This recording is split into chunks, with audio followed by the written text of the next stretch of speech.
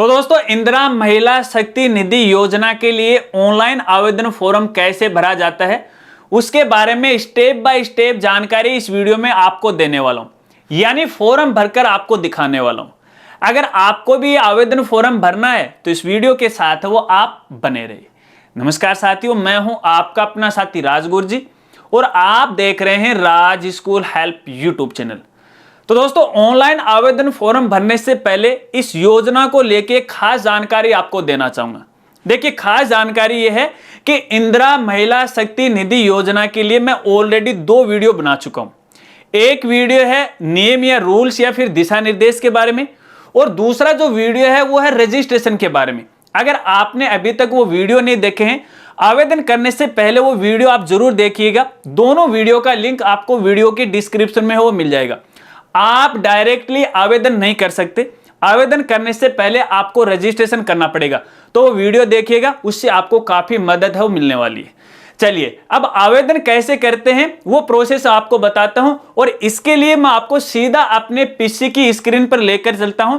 वहां पर आपको स्टेप बाय स्टेप जानकारी है वो बताता हूं। तो दोस्तों, सबसे पहले तो आपको प्राइवेट स्कूल का जो पोर्टल है पीएसपी पोर्टल, उस पर आपको विजिट करना है, और जिसका यूआरएल या फिर जो लिंक है वो है rajpsp.nic.in। ये जो लिंक है आपको वीडियो के डिस्क्रिप्शन में भी मिल जाएगा। जब आप पीएसपी पोर्टल पे विजिट करोगे तो इस तरह का इंटरफेस आपको यहाँ पे दिखाई देगा। अब यहाँ पे आपको थोड़ा सा नीचे आना है, और नीचे आने के बाद देखिए राइट साइड में आपको डायरेक्ट लिंक है वो मिल जाता है, इंदिरा महिला शक्ति निधि। आपको इस वाले लिंक पे क्लिक करना है, और जैसे आप इस लिंक पे क्लिक करोगे तो इस तरह से एक नया पेज है वो ओपन हो जाएगा। अब इस नए पेज में देखिए सबसे ऊपर आपको एक मेनू बार है वो दिखाई देती है, और यहाँ पे आपको एक मेनू या फिर ऑप्शन मिल जाता है आवेदन करें। तो आपको इस आवेदन वाले लिंक पे क्लिक करना है, और जैसे आप इस पे क्लिक करोगे तो देखिए इस तरह से आपके सामने 2 ऑप्शन है वो फिर से आ जाते हैं। पहला जो ऑप्शन है वो है पंजीकरण करें। अगर आपने अभी तक इंदिरा महिला शक्ति निधि के लिए रजिस्ट्रेशन नहीं किया है तो यहां से तो आपको रजिस्ट्रेशन है वो करना है। अगर रजिस्ट्रेशन के बारे में नहीं पता तो हमारी दूसरी वीडियो है वो देख लीजिएगा। अगर आपने पहले से ही रजिस्ट्रेशन कर लिया है और आवेदन करने के लिए देखिए आपको दूसरा लिंक है वो मिल जाता है, आवेदन देखें या संशोधन करें। आपको इस वाले लिंक पे क्लिक करना है, और जैसे इस लिंक पे आप क्लिक करोगे तो क्लिक करने के बाद देखिए सबसे पहले तो आपसे आईडी पूछी जाएगी, वो आईडी आपको डालना है, पासवर्ड आपको डालना है, और ये जो कैप्चा दी गई है इस बॉक्स में आपको डालना है। अब देखिए, अगर आपके पास आईडी नहीं है तो इसका मतलब ये है कि आपने अभी तक इसके लिए रजिस्ट्रेशन नहीं किया है। जब आप रजिस्ट्रेशन करोगे तो आपके मोबाइल नंबर पर एक आईडी है वो आ जाएगी, वो आईडी आपको यहाँ पे डालना है। अपनी डिटेल डालने के बाद देखिए नीचे आपको लॉगिन का ऑप्शन मिल जाता है, इस वाले ऑप्शन पे आपको क्लिक करना है। जैसे आप इस पे क्लिक करोगे तो आप अपने आईडी के अंदर लॉगिन हो जाओगे, और लॉगिन होने के बाद देखिए जिस बालिका के नाम से आपने रजिस्ट्रेशन किया है उसका नाम आपको यहाँ पे दिखाई देगा। कुछ इस तरह का इंटरफेस आपको यहाँ पे दिखाई दे रहा है। अब यहाँ पे देखिए पंजीकरण की स्थिति में आपको नजर आ रखा है रजिस्टर्ड, ठीक है। इसके बाद आगे यहाँ पे देखिए एक सेक्शन बना हुआ है जन आधार सत्यापित स्थिति। तो यहाँ पे लिखा हुआ नोट प्रोवाइड, यानी अभी तक आपने यहाँ पे, अगर आपके केस में ऐसा आ रखा है तो इसका मतलब ये है कि आपने अभी तक जन आधार से इसको वेरीफाई नहीं किया है। इसके बाद यहाँ पे देखिए एक और सेक्शन आपको नजर आता है पंजीकरण प्रिंट करे। देखिए फिलहाल ये मेरे केस में कॉलम बिल्कुल खाली है। ये इसलिए खाली है क्योंकि अभी तक हमने फाइनल आवेदन है वो सबमिट नहीं किया। अब आवेदन करने के लिए देखिए फिर से आपको ऊपर यहाँ पे आवेदन करने का ऑप्शन है वो मिल जाता है, इस वाले ऑप्शन पे क्लिक करना है। अब देखिए हो सकता है कि शायद आपके केस में इस तरह का एक एरर मैसेज या पॉपअप मेनू है वो आ सकता है। ये यहाँ पे ये बोल रहा है कि अभी तक आपने जन आधार से वेरीफाई नहीं किया है, पहले आपको इसको वेरीफाई करना है। जब आप इसके ओके वाले ऑप्शन पे क्लिक करोगे तो क्लिक करने के बाद देखिए आपकी डिटेल है वो ओपन हो जाएगी, या फिर बालिका की डिटेल है वो ओपन हो जाएगी, जहां पर स्कूल का नाम आपको दिखाई देगा, बालिका का नाम आपको दिखाई देगा, पिता और माता का नाम दिखाई देगा, मोबाइल नंबर है वो आपको दिखाई देगा। अब दोस्तों यहाँ पर एक जानकारी आपको देना चाहूंगा। देखिए जब आपने फर्स्ट टाइम में रजिस्ट्रेशन किया है, अगर रजिस्ट्रेशन नहीं हो रहा है तो इसका मतलब ये है कि फिलहाल जो बालिका जिस स्कूल में पढ़ रही है और उसके जो पोर्टल पे जो बालिका की डिटेल है, जैसे उसका नाम, पिता का नाम, माता का नाम, मोबाइल नंबर और जन्म तिथि यदि सेम नहीं है तो आप रजिस्ट्रेशन नहीं कर पाओगे। अगर रजिस्ट्रेशन को लेके आपको दिक्कत आ रही है तो संबंधित स्कूल से आपको संपर्क करना चाहिए, ठीक है। अब यहाँ पे देखिए आपको जन आधार है वो वेरीफाई करना है। तो सबसे पहले तो यहाँ पे विद्यार्थी का जन आधार नंबर है वो डालना है, मतलब आपके परिवार का जो भी जन आधार नंबर है वो आपको डालना है।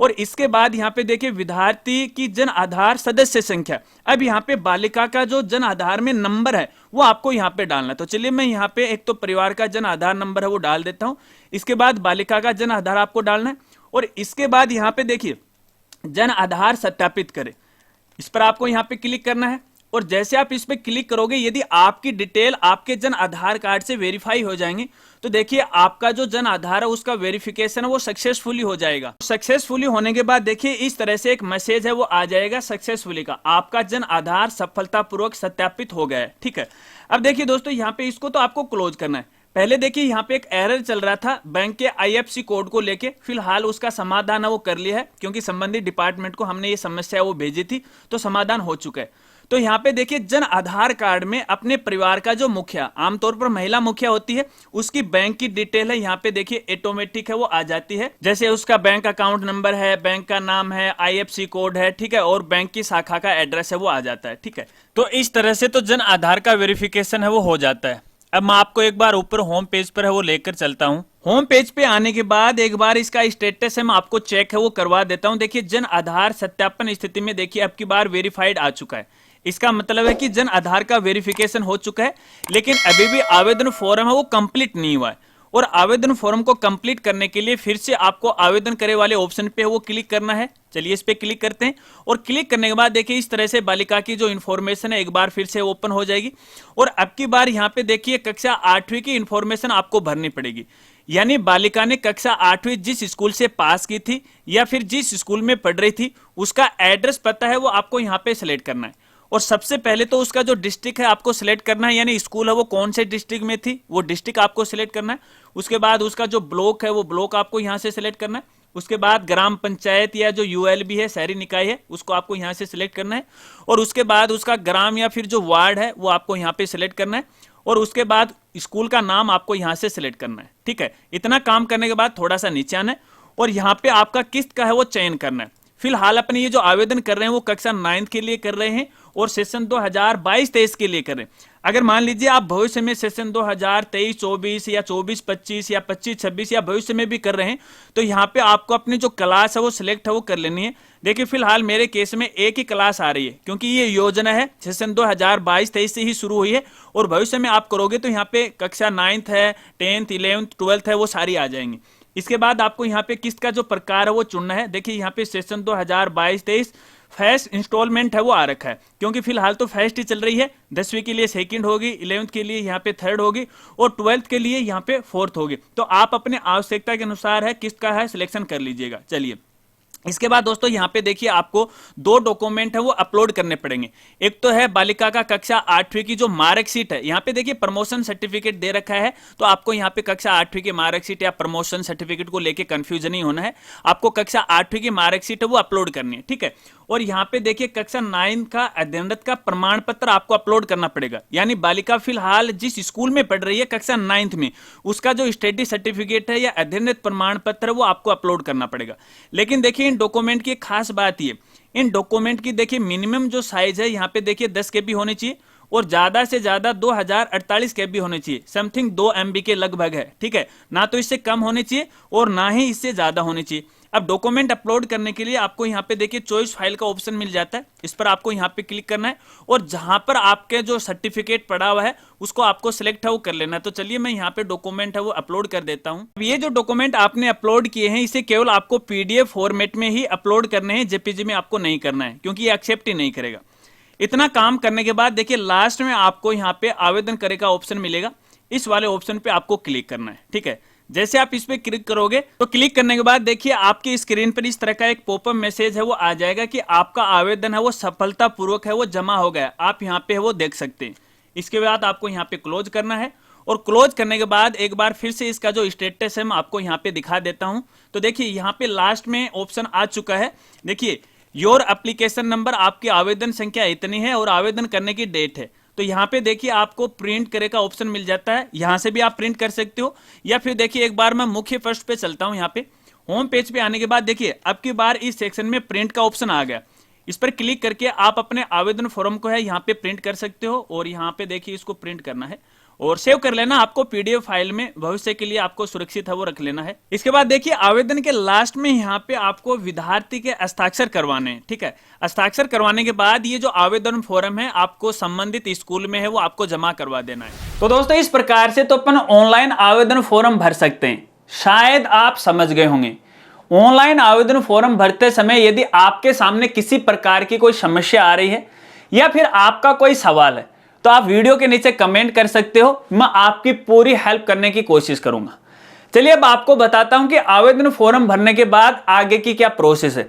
तो देखिए दोस्तों, वैसे तो कोई खास प्रोसेस नहीं है। देखिए जब भी आप ऑनलाइन आवेदन फॉर्म भर देते हो तो आवेदन फॉर्म भरने के बाद जो संबंधित स्कूल है उस स्कूल में आपको आवेदन फॉर्म है वो व्यक्तिगत जाके आपको जमा करवाना पड़ेगा और उसकी एक फोटो कॉपी या प्रतिलिपि है आपके पास है वो सुरक्षित होनी चाहिए भविष्य के लिए। बस अभिभावक को इतना ही करना है। अब यहाँ पे बात करते हैं अमाउंट की या किस्त की जो राशि है वो कब मिलने वाली है, किस तरह से मिलने वाली है। तो देखिए पहली बात तो है कि ये जो राशि है डायरेक्ट अभिभावक के खाते में आने वाली है, क्योंकि हमने जन आधार से वेरीफाई किया था और जो अकाउंट डिटेल है वो अपने परिवार की जो मुखिया है उसकी ऑटोमेटिक आवेदन फॉर्म में आ गई।